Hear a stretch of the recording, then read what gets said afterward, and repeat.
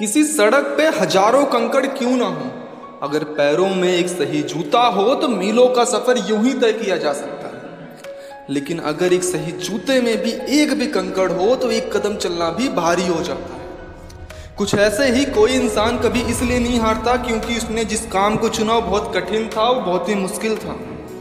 वो इसलिए हारता है क्योंकि उसके इरादे कमजोर होते हैं। आप कभी किसी एग्जाम में इसलिए नहीं फेल होते हो क्योंकि वो एग्जाम बहुत टफ होता है। आप फेल इसलिए हो जाते हो क्योंकि आपके इरादे जरा कमजोर पड़ जाते हैं। क्या आपको पता है आप कहाँ कमजोर पड़ जाते हो?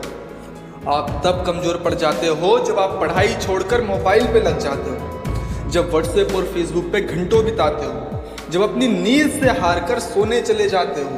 तुम कमजोर तब पड़ जाते हो जब किताबों को रख साइड सोना बाबू से घंटों बतलाते हो, और जब रिजल्ट आता है तो लोगों को ये समझाते हो पापा फिजिक्स बहुत टफ थी, एग्जाम में टाइम कम मिला, मैंने सही कोचिंग नहीं ली थी, क्वेश्चन आउट ऑफ सिलेबस था और मैं तो सिर्फ एनसीईआरटी पढ़ के गया था। साहब क्वेश्चन एनसीईआरटी से ही आता है, लेकिन अगर कुछ पढ़कर ही नहीं जाओगे तो सब कुछ आउट ऑफ सिलेबस ही लगेगा। और क्या इतना टफ है ये एग्जाम कि तुम इसे ही अपनी जिंदगी की सबसे बड़ी चुनौती मानकर बैठ गए? यार ये एग्जाम तो बस एक पैमाना है ये जानने का कि जो तुम करने जा रहे हो तुम उसके काबिल हो भी या नहीं। और ये तो बस एक शुरुआत है, आगे तुम्हें ना जाने कितने एग्जाम देने हैं और इससे टफ एग्जाम देने हैं। और ये एग्जाम इतना भी टफ नहीं कि तुम इसे क्लियर ना कर सको। और सिर्फ ये एग्जाम ही नहीं, दुनिया का कोई भी इम्तिहान हो, दुनिया की कोई भी चुनौती हो, तुम्हारे अंदर ये काबिलियत है कि तुम हर चुनौती का सामना कर सकते हो। अगर एक बार कुछ करने की ठान लो तो हर नामुमकिन को मुमकिन कर सकते हो। बस जरूरत एक बार तुम्हारे लगने की है, एक बार कोशिश करने की।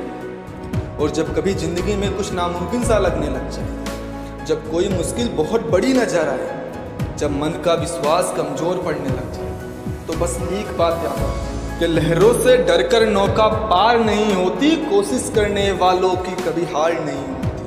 नन्ही सी चींटी जब दाना लेकर चलती है, चढ़ती दीवारों पे 100 बार फिसलती है।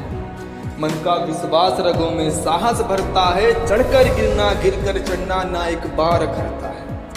आखिर उसकी मेहनत बेकार नहीं होती क्योंकि कोशिश करने वालों की कभी हार नहीं होती। डुबकियां सिंधु में गोताखोर लगाता है, जा जाकर खाली हाथ लौट कर आता है। मिलते नहीं सहज ही मोती गहरे पानी में, मिलते नहीं सहज ही मोती गहरे पानी में, बढ़ता दुगना उत्साह इसी हैरानी में। मुट्ठी उसकी खाली हर बार नहीं होती क्योंकि कोशिश करने वालों की कभी हार नहीं होती। कल मुझसे एक बच्चे ने पूछा, सर मेरी तैयारी बहुत अच्छी नहीं है और अगर अभी मैं एग्ज़ाम देता हूँ तो मेरे सिर्फ 250 या 300 मार्क्स ही आएंगे। तो अब एग्ज़ाम में इतना कम समय रह गया है और अगर अभी मैं पढ़ाई करता भी हूँ तो उसका कोई फ़ायदा नहीं है क्योंकि इस बार तो मेरा सिलेक्शन नहीं हो पाएगा। तो आप बताइए क्या ये जो कह रहे हैं वो सही है?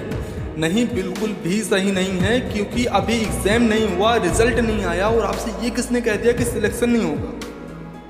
साला अगर कोई बाबा या मौलवी आपसे एक बार कह दे बेटा आप डॉक्टर बनोगे, इस बार आपका सिलेक्शन हो जाएगा, तो आप उसकी बात मान लोगे और पढ़ना बंद कर दोगे। अब तो बाबा ने बोला है सिलेक्शन होगा तो मतलब सिलेक्शन होगा। पर साला हम चिल्ला चिल्ला कर मर जाएंगे बेटा पढ़ लो, मेहनत कर लो, सिलेक्शन हो जाएगा, डॉक्टर बन जाओगे, पर आप हमारी बात नहीं मानोगे। और यार आप लोगों का भी ना बड़ा अजीब है, ना पढ़ने की 1000 वजह ढूंढ लेते हो पर पढ़ने की कोई एक वजह ढूंढ कर पढ़ नहीं सकते। जब तैयारी शुरू करते हो तो ये सोच कर नहीं पढ़ते हो अभी तो बहुत टाइम है पढ़ लेंगे, आज छोड़ो कल पढ़ लेंगे। और अब ये सोच कर नहीं पढ़ रहे हो कि अब तो इतना कम समय रह गया, अब कुछ नहीं हो सकता, पढ़ने से फ़ायदा क्या है? अब फ़ायदा और नुकसान देख रहे हो। बेटा पढ़ाई कर रहे हो, कोई बिजनेस नहीं कर रहे हो जहाँ पर आप फ़ायदा या नुकसान देख रहे हो। और अगर आप एक अक्षर भी पढ़ते हो तो उससे आपका फ़ायदा ही होगा, नुकसान कभी नहीं होगा। और रहा सवाल सिलेक्शन का, तो बेटा अभी इतना समय है कि आप सिलेक्शन तो ले ही सकते हो। और अगर मेरी बात पर विश्वास नहीं है तो सिर्फ एक दिन पूरे मन से पढ़ कर देखो और ये मत सोचो सिलेक्शन होगा कि नहीं होगा। सिर्फ एक दिन पूरे मन से पढ़ो, अगले दिन आपका कॉन्फिडेंस लेवल इतना बढ़ जाएगा कि खुद ब खुद आप अपने मुंह से कहोगे इस बार मेरा सिलेक्शन होगा, मैं डॉक्टर बनूंगा, मेडिकल कॉलेज में एंट्री लूँगा।